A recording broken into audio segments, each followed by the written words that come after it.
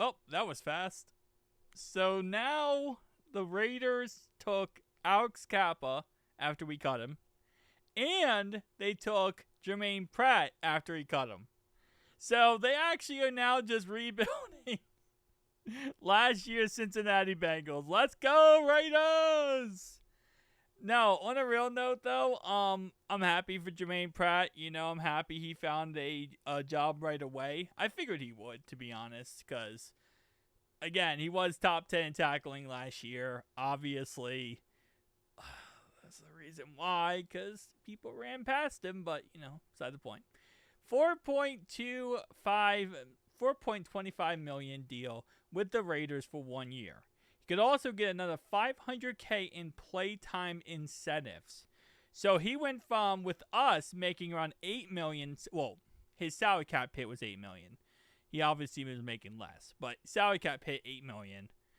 And then he left us and honestly making pretty much the same money at the end. So, because his salary cap was $8 million, but that's also including his signing bonus, including all the other stuff too. So, his base salary was different than his cap hit. So, $4.25 million. I mean, listen, at the end of the day, it is what it is. He wasn't the same. He wasn't the same player as he used to be, and he was getting beat way too many times. I mean, top 10 in tackling, yes, but at the same time, you got to keep in mind that's because people would blow past him and he would have to catch up and tackle the guy.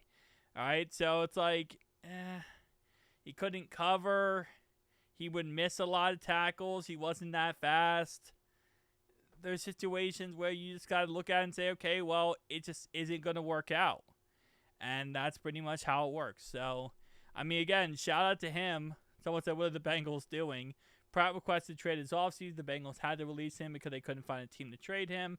The Bengals also had to save $5.6 million in cap space after releasing him. Yeah.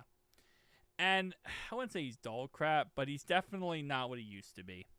And it's sad. It really is. But again, hey, listen.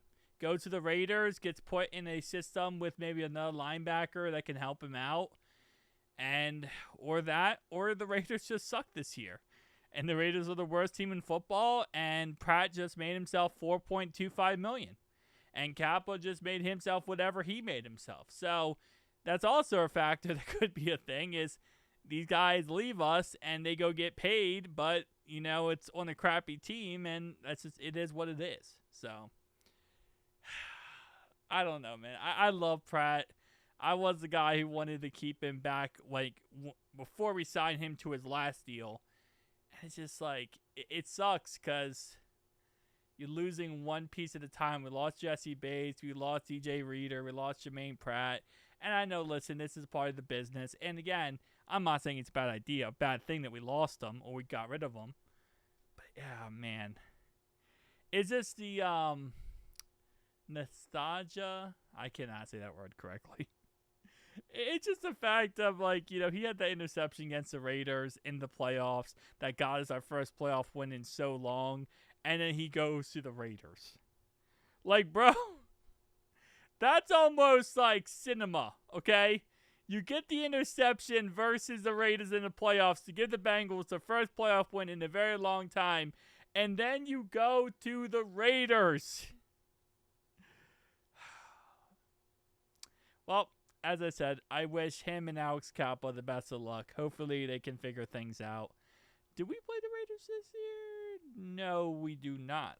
We do not play the Raiders this year. So we're not going to have to worry about this situation coming back to bite us in the butt.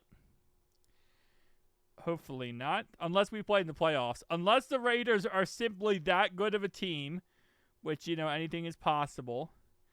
The only way we play them is if we play them in the playoffs. But highly doubt we're going to play them in the playoffs. But who knows? Maybe that's the case. Guys, tell me down below your thoughts and opinions. See you guys next one. Peace out.